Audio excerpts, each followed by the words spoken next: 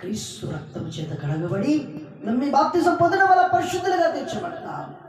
పరిశుద్ధాత్మ ద్వారా పరిశుద్ధులుగా మనము తీర్చబడతాం.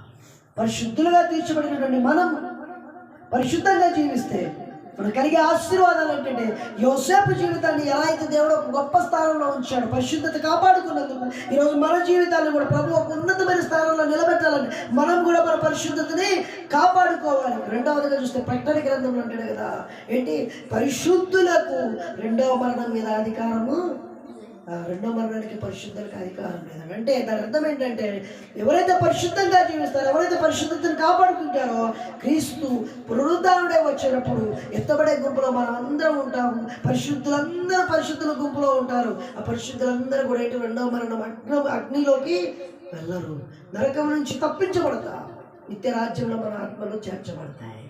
ఇక మూడవదిగా యోబు గ్రంథంలో దేవుని వాక్యం సెలవిస్తుంది, ఎవరైతే నిరపరాధులుగా పరిశుద్ధులుగా ఉంటారో వారందరూ కూడా ఏంటంటే అంతకంతకు బలం పొందుతారంట.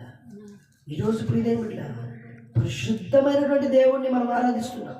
పరిశుద్ధమైనటువంటి దేవుణ్ణి మనం స్తుతిస్తున్నప్పుడు మనం పరిశుద్ధులుగా ఉండాలి. ఎందుకంటే ఆయన స్వభావంలో మనం చేర్చబడ్డాం, ఆయన స్వరూపంలో మనం చేర్చబడ్డాం. ఎవరైతే నమ్మి బాప్తిజం పొందుతారో, ఎవరైతే ఆయన మీద విశ్వాసం ఉంచుతారో వారందరూ కూడా దేవుని పిల్లలు అవడానికి అధికారం ఇచ్చారు. ఆయన పిల్లలు అనేటువంటి మనం, ఆయన పరిశుద్ధుడు కాబట్టి మనం కూడా పరిశుద్ధత కలిగి జీవిస్తూ ఒక యోసేపు లాగా మనందరం కూడా ఒక ఉన్నత స్థానంలో నిలబడదుము గాక.